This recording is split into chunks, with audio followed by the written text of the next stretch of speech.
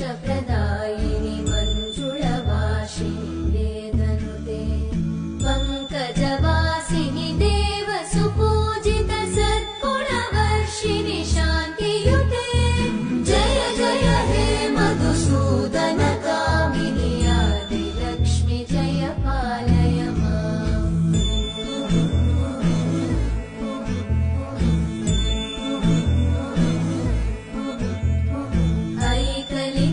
ऐकलिकल्मषनाशिनि कामिनि